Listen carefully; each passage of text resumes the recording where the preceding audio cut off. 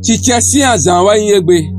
Kwabado rasanta den igami melo bana khode ba ma na wa da benu e représente me. Mini hano Deutéronome chapitre 9 verset 5. E yulando ba mi ito eton. E nu yawa mi tonde we zombo nu timo. Ma ma vavo yan togun enele do wala bada eton.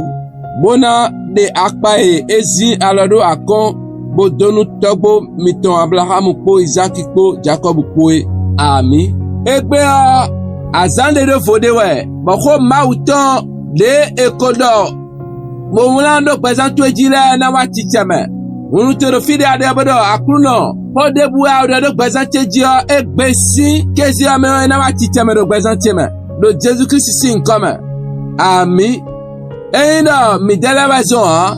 e kan wezo ha amo gbejini no ma o mi tonton wezo lo ma o si kho ai hongbe o eno la kuzuko yoyowe ma wa ezian la da kon lo bada mina donwe egbe ezian la da kon na mina donwe ba mene busasin donwe amene busasin na nuye yando jitwe ya nuye yande buru kente ko hunu gbete ko hunu lo bo kodo ena gbedowe ena yonu ya anayinu ko no viche makia na ono ma uzian la da kon na mina donwe wa sadi hasinu nuye yande bude gbacho di do gbazanto ejiwa o do ye mauto ya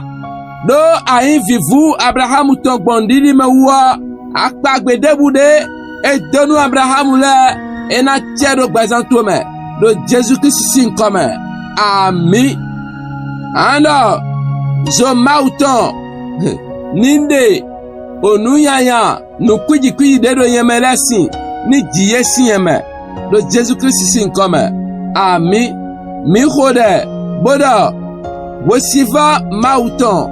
weziza mauton ni hondo bazantweji ni hondo wando toji ni hondo azano wadi ni hondo projet toelaji ni hondo noi toela biji do Jesus Christ sin come ami nu koyini tinwe do nu ana wala bima si zanza kaka shay gbada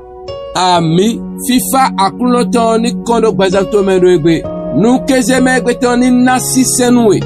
sisen amakomo pon pede aye